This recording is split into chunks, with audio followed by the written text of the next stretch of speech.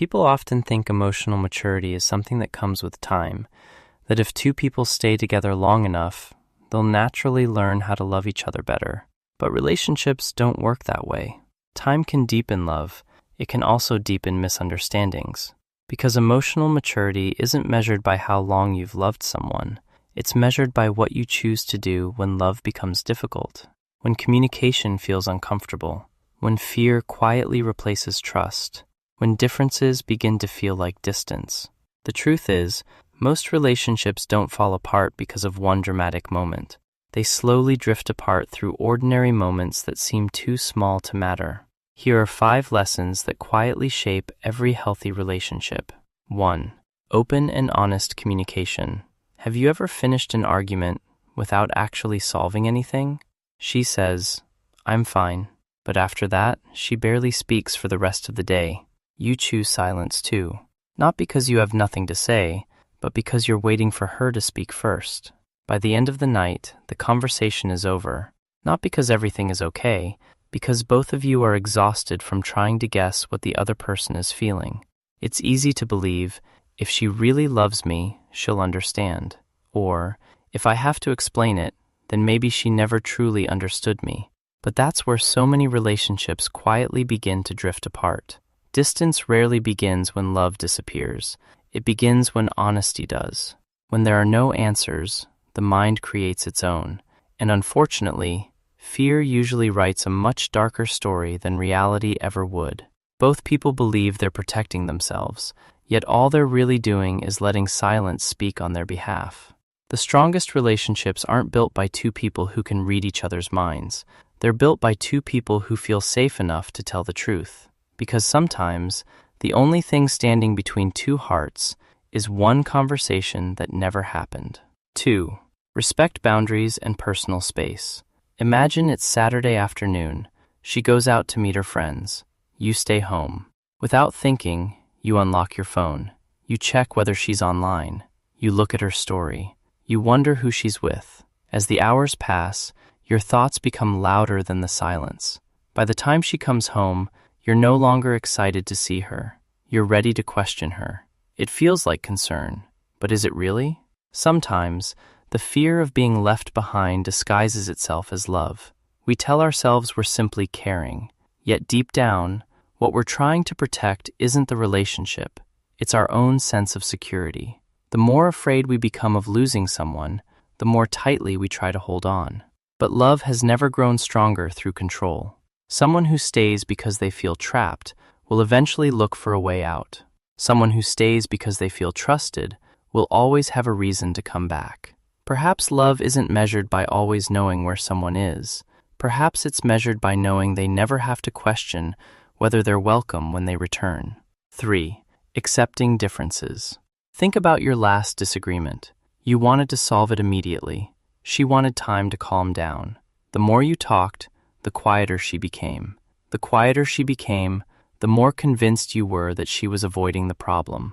Meanwhile, she believed you were putting pressure on her. Neither of you wanted the relationship to fail. You were simply trying to protect it in different ways.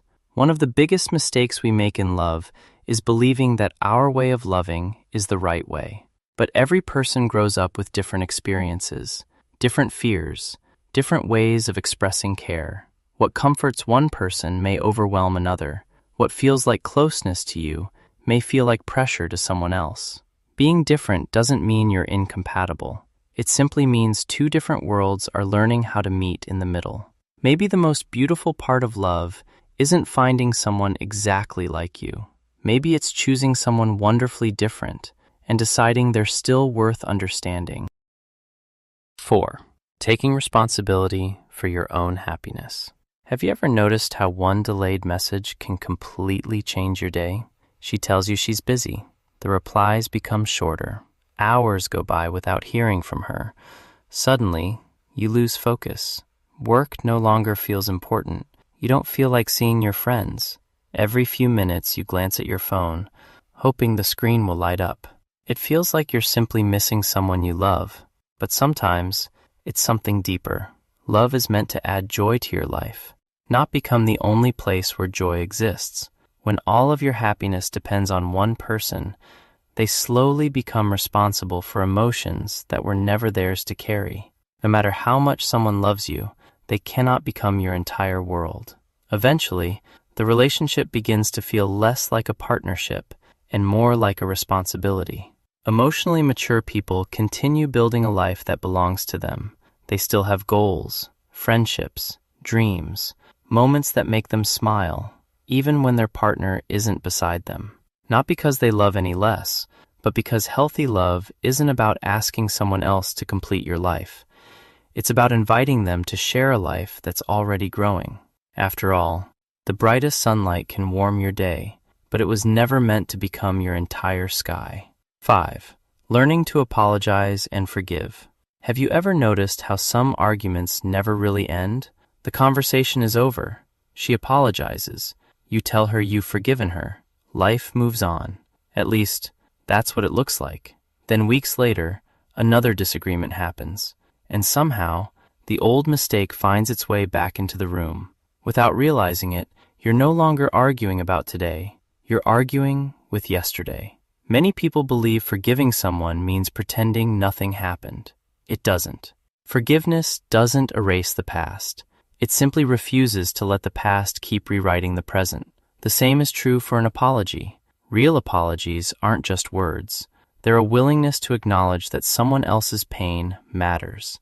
But healing only begins when both people choose to stop building today's conversations on yesterday's wounds. Otherwise, every disagreement becomes heavier than the one before. Not because of what's happening now, but because every unresolved hurt is quietly joining the conversation.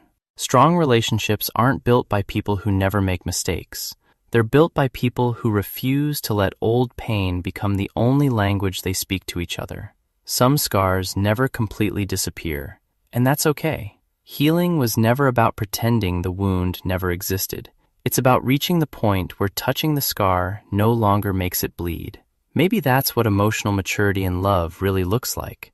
Not finding someone who will never hurt you, not becoming someone who never makes mistakes, but choosing, again and again, to replace assumptions with honest conversations, control with trust, differences with understanding, dependence with growth, and pride with compassion.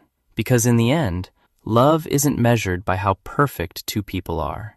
It's measured by how willing they are to keep choosing each other, even while they're still learning how to love a little better than yesterday. Stay with us for more stories that make you see yourself a little differently. Like and subscribe.